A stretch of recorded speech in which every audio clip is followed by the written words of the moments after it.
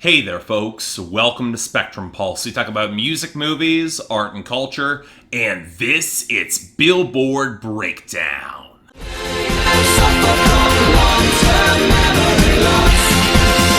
I don't remember. You couldn't have just saved the cool down week for when I was on vacation? Seriously? Not that I'm complaining that much. There wasn't much really happening this chart week, and we'll have the aftermath of whatever the hell happens with Eminem and Machine Gun Kelly next week. So I do appreciate something of a moderate breather. Now that it makes the top 10 all that interesting, because once again, In My Feelings by Drake is squatting at number 1. But for how much longer? The sales are down, on-demand streaming is down, it's long ago peaked on YouTube, and it's bleeding on the radio. And that makes it vulnerable to Girls Like You by Maroon 5 featuring Cardi B at number 2, which is what I would say if it didn't hit its own radio peak and seems to be wavering behind Drake in all their categories, so whether or not it holds up is an open question. Then we've got I Like It by Cardi B featuring J Balvin and Bad Bunny at number 3 with better sales, but weaker streaming and radio that's slipping into freefall, so it's vulnerable to a song like Better Now by Post Malone, up a slot on consistent strength across the board. It'll probably rise past number 4 where it is right now. Hell, it rose past Fifi by 6ix9ine featuring Nicki Minaj and Murder Beats down to number 5, as streaming can only compensate so much for lagging radio and soft sales. Compare this to Lucid Dreams by Juice WRLD still at number 6, which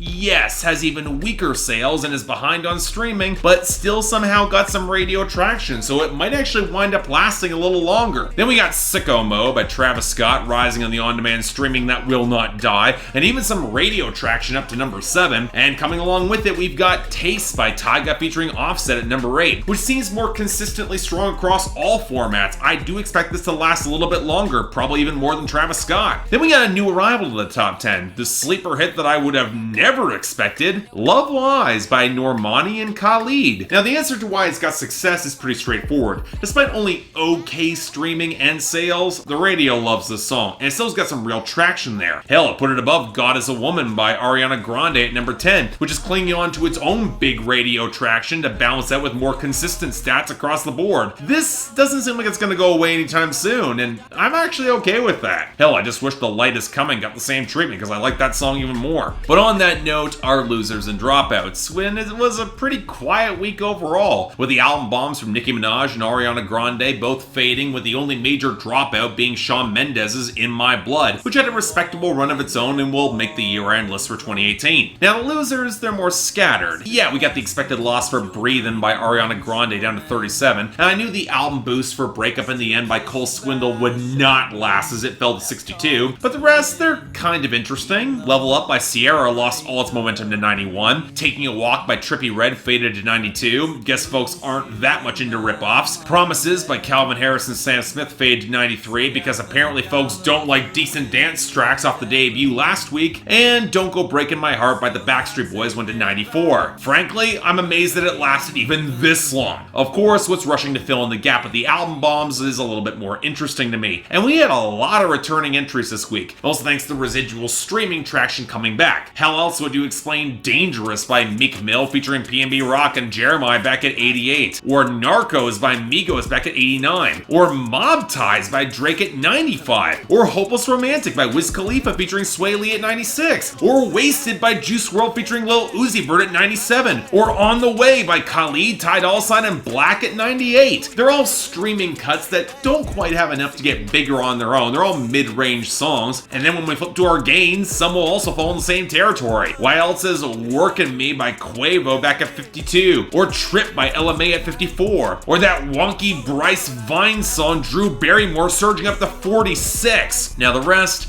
I'm inclined to say radio traction, just late singles getting pushed. Ring by Cardi B featuring Kalani up to 67's definitely in that boat, as is Side Effects by the Chainsmokers and Emily Warren at 66, and Lie by NF at 80. And finally, High Hopes by Panic at the Disco's at 76, because it actually had a pretty good sales week. With radio not really on board, sorry Panic fans, I don't expect this boost to last. And you know what, even with that, we got a reasonably sized list of new arrivals for this week, starting off with number 90, Happy Now by Zedd and Elley Duhe. The crowd in a foreign place. Are you happy now?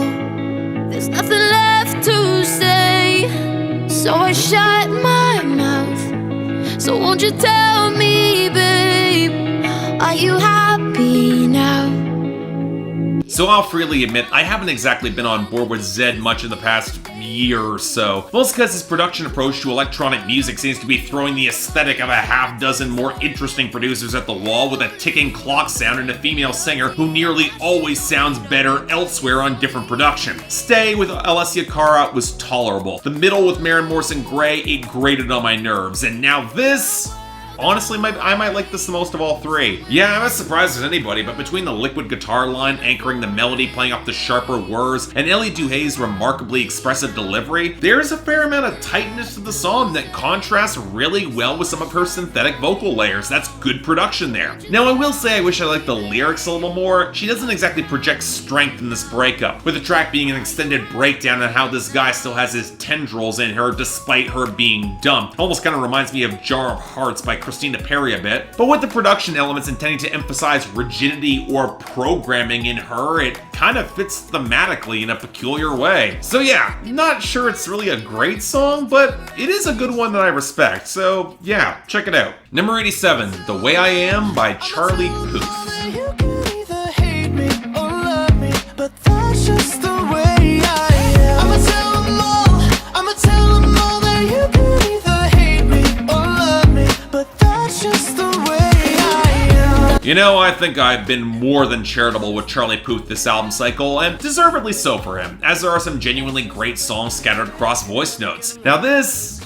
okay, wouldn't have been my choice when you have If You Leave Me Now with Boyz II Men, or Slow It Down, or even Somebody Told Me, but it's a fine enough song, I guess. There's a sharp guitar rollick anchoring the groove, and while the production still feels underweight, which is my usual problem with Charlie Puth's production, him actually projecting a little bit of antisocial reserve in the face of a world that might know him for something different, that's an interesting and distinct lane for him. Granted, it still plays a little bit too slick and reserved to really connect for me, but I can see how and where this particular brand of sourness would work for somebody, and the groove is tight enough to work. So in the end, I don't know, it's decent, but he's got better songs he could use for singles than this, but even with that, it's fine, I guess. Number 86, Drunk Girl by Chris Janson.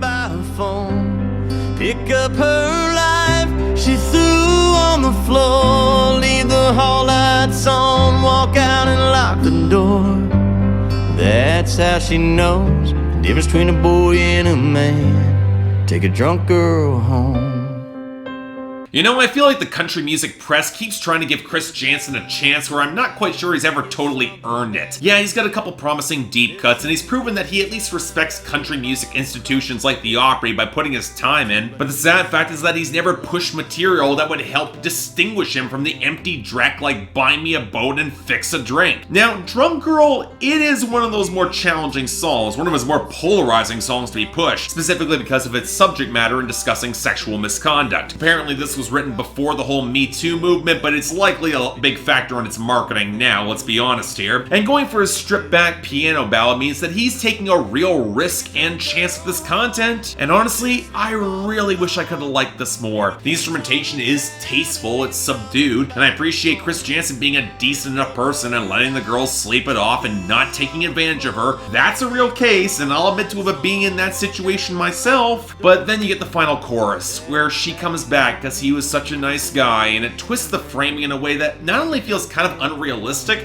but also a little bit condescending. You don't need to have her pick up her life even if she is wasting it by getting drunk, and the lack of comments on his sobriety in these situations does raise some questions for me. I'm reminded of when Dessa put out Ride earlier this year, where she at least gets that if the girl's making the wrong choices for the wrong reasons, she's not looking to be saved by her or anybody else. And I think this song could have had a lot more realistic power by framing it as a good deed that's never reciprocated, that he never sees the girl again, because in reality, that's what actually happens. So yeah, it's not bad intentions with this song, at least I think so, but unfortunately just kind of missed the mark. At least for me. Number 83, Smile Bitch, Living My Best Life by Lil Duval featuring Snoop Dogg and Bald Greezy. Okay, help me out here. I thought we all learned our lesson with Lil Dicky. Why are we giving comedians chart positions and prime hip-hop guest placements? Now to be fair, this is a lot better than Freaky Friday. I take Snoop Dogg and Greezy over Chris Brown any day of the week on a goofy song where they're basically telling guys to smile and enjoy themselves while they're flexing. And Lil Duval plays into the goofy hook and ad-libs pretty effectively, honestly kind of enjoyable. Now if I do have nitpicks, it might come with some of the production. It's a pretty good low-end synth groove sampled from Midnight Star, but if this song had tacked on some slightly breezier elements or maybe even an acoustic guitar, it might wind up as being a pretty terrific summer song and less of the joke that it kind of is. But still, it is a good joke. It made me smile. It kind of works, so what the hell, I'll endorse it. Check it out. Good song. Number 82, Moamba by Sheck West. Where's Ollie with the motherfucking dog? Bitch, I be ballin' like a motherfucking pro.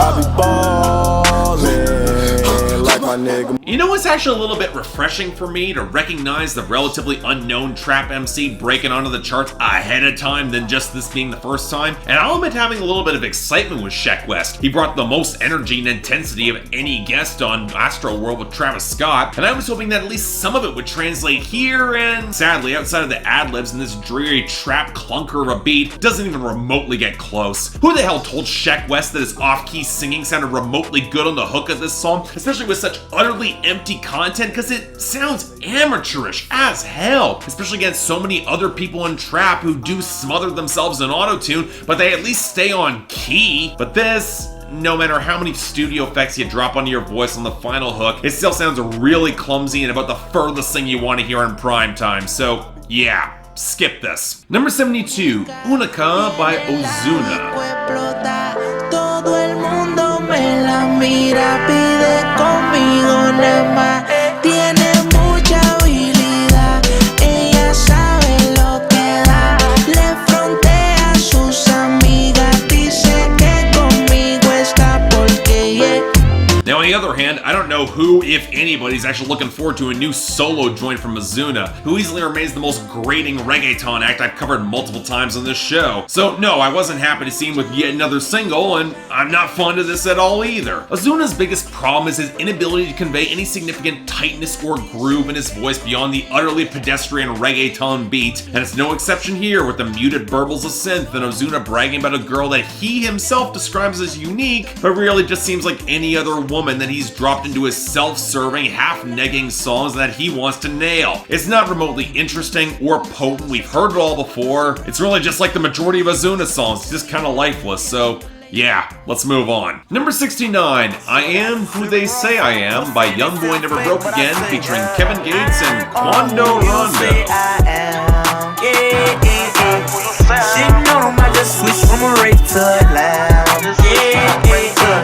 Not gonna lie, the only reason I can even pretend to care about this song is Kevin Gates dropping a guest verse, because Youngboy Never Broke Again has at most been passable, and he's still got a lot of the same problems here, cramming too many words into awkward flows and empty flexing, and trying to be magnanimous in victory and then owning himself in response. Sorry dude, I get the humble brag you're trying, but it loses some of its luster when you say, like, I'm who you say I am, and then when you say you're looking for your mother when you look inside your girl, yikes. And no, Quando Rondo and Kevin Gates don't really rise much to the occasion here either. Okay verses, but they're not exceptional or all that quotable, which leaves just the production riding off an Ashanti sample that's frankly way better than anybody else here. So yeah, that's my recommendation. Go listen to Rain on Me by Ashanti. Skip this song. And finally, number 11, Idol by BTS.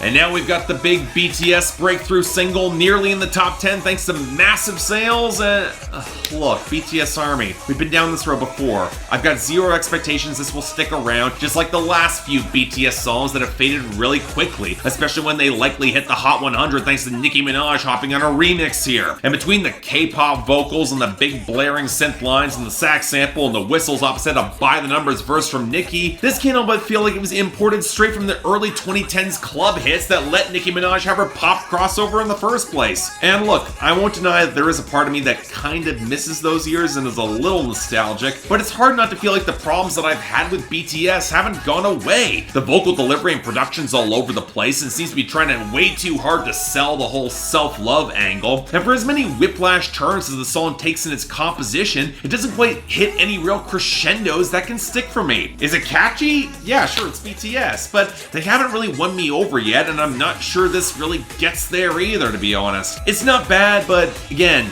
not exactly great either. And that concludes a week that really did feel all over the place. Best... I can't believe I'm doing this, but the song I probably enjoyed the most was Smile, Bitch, Living My Best Life from Lil Duval featuring Snoop Dogg and Greezy, with Zedd and Elley Duhe getting honorable mention with Happy Now. Worst of the week? Yeah, Moamba by Sheck West is a total amateurish mess. I was hoping for way more out of him. And beyond that, we got dishonorable mention for Unica by Ozuna. Shocker. Next week, my guess is a lot of Eminem, maybe some Machine Gun Kelly. I guess we'll see. Till then, I'm Mark. You're watching Billboard Breakdown on Spectrum Pulse.